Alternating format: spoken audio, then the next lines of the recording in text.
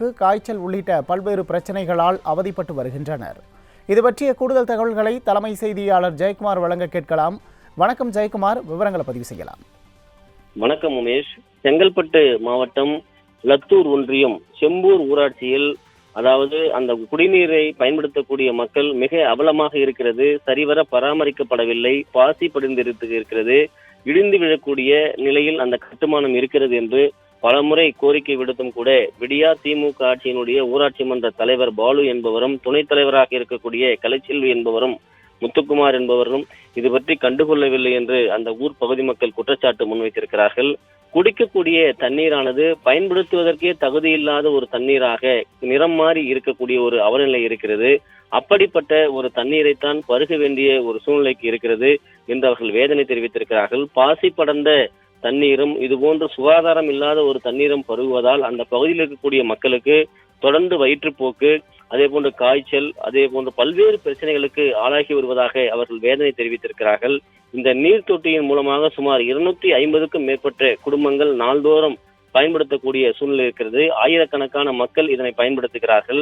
எனவே உடனடியாக இந்த நீர்த்தேக்க தொட்டியை சுகாதாரமான முறையில் குடிநீர் வழங்க வேண்டும் என்பது அந்த செங்கல்பட்டு மாவட்டம் லத்தூர் ஒன்றியத்தில் இருக்கக்கூடிய செம்பூர் ஊராட்சியில் இருக்கக்கூடிய மக்களுடைய கோரிக்கையாக இருக்கிறது. இந்த கோரிக்கைக்கு திமுகவுடைய ஊராட்சி மன்ற தலைவர் செவிசாய்க்க வேண்டும் என்பது அந்த மக்களுடைய தொடர் கோரிக்கையாக இருந்து வந்தாலும் கூட அதனை பற்றி அவர் கண்டுகொள்ளாமல் இருப்பதாக கூறுகிறார்.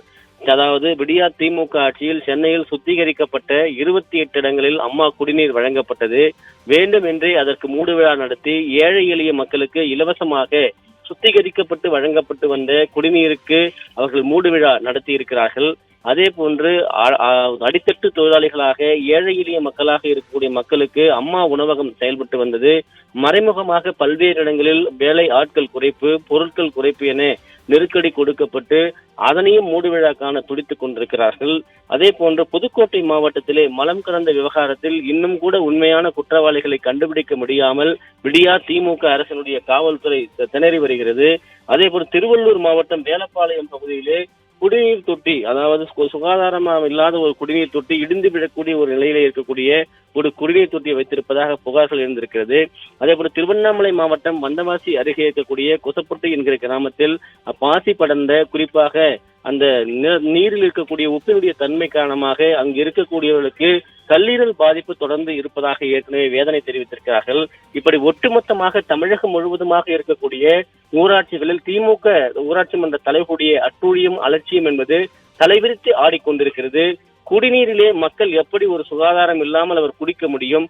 பாசி படர்ந்த குடிநீரை குடித்தால் அவர்கள் எப்படி ஒவ்வாமை ஏற்படும், வயிற்றுப்போக்கு ஏற்படும். அதிகமாக உப்பு இருக்கக்கூடிய நீரை பருகினால் உடலில் எது போன்ற பாதிப்புகள் எல்லாம் அவருக்கு பிரச்சனையாக இருக்கிறது.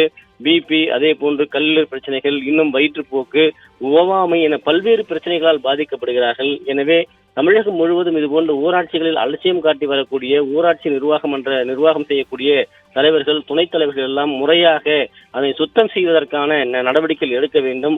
குறிப்பாக மாதம் ஒரு முறையாவது இந்த நீர்த்தேக்க தொட்டிகளை சரிவர பராமரிக்க வேண்டும், சுத்தம் செய்ய வேண்டும் என்பது அந்த குடிநீரை பருகி பாதிப்புக்குள்ளாகி இருக்கக்கூடிய கிராமப்புறங்களில் இருக்கக்கூடிய அப்பாவி மக்களுடைய கோரிக்கையாக இருப்பது குறிப்பிடத்தக்கது. உமேஷ், விவரங்களுக்கு நன்றி ஜெயக்குமார்.